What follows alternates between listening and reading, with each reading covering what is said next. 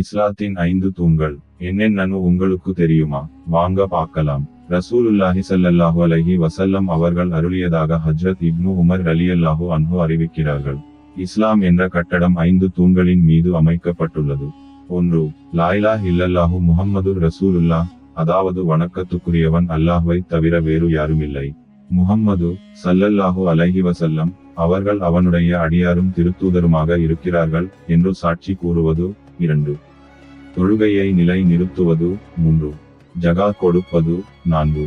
ஹஜ்ஜு செய்வது. 5. ரமலான் மாதம் நோன்பு வைப்பது. இந்த ஹதீஸில் குறிப்பிடப்பட்டுள்ள 5 விஷயங்களும் இஸ்லாத்தின் அடிப்படையான கடமைகளாகும். ரசூலுல்லாஹி ஸல்லல்லாஹு அலைஹி வஸல்லம் அவர்கள் ஒரு ஹதீஸில் இஸ்லாத்தை 5 கம்பங்களின் மீது அமைக்கப்பட்ட ஒரு கூடாரத்திற்கு ஒப்பிட்டு கூறியுள்ளார்கள். கலிமா அக்கூடாரத்தின் நடுக்கம்பம் போன்றதாகும். மற்ற 4 செயல்களும் கூடாரத்தின் 4 மூலைகளில் உள்ள கம்பங்களைப் போன்றவையாகும். நடுக்கம்பம் இல்லாவிட்டால் கூடாரமே உருவாகாது. நடுக்கம்பம் இருந்து 4 மூலைகளில் உள்ள கம்பங்களில் ஏதேனும் ஒன்று இல்லாவிட்டால் கூடாரம் இருக்கும். ஆனால் கம்பமில்லாத அந்த பகுதி சரிந்து குறையுடையதாக காணப்படும்.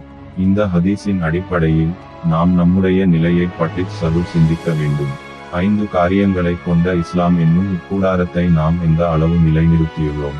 இஸ்லாத்தின் எந்த கடமையையாவது நாம் முழுமையாக நிறைவேற்றி வருகிறோமா?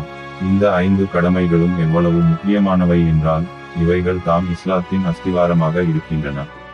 ஒரு முஸ்லிம் தான் முஸ்லிம் என்ற வகையில் இந்த 5ஐயுமே கடைப்பிடிக்க வேண்டியது மிகவும் அவசியமாகும். எனினும் ஈமானுக்கு பிறகு அனைத்தையும் விட தொழுகையே முக்கியமானதாகும். ஹஜ்ரத் அப்துல்லாஹ் இப்னு மசூத் ரலியல்லாஹு அன்ஹு அவர்கள் அறிவிக்கிறார்கள், நான் ரசூலுல்லாஹி ஸல்லல்லாஹு அலைஹி வஸல்லம் அவர்களிடம், அனைத்தையும் விட அல்லாஹு தாலாவுக்கு மிக விருப்பமான செயல் எது எனக் கேட்டேன். தொழுகை என்று கூறினார்கள். பிறகு எது என்று கேட்டேன். பெற்றோருடன் நல்ல முறையில் நடந்து கொள்ளுதல் என்று சொன்னார்கள்.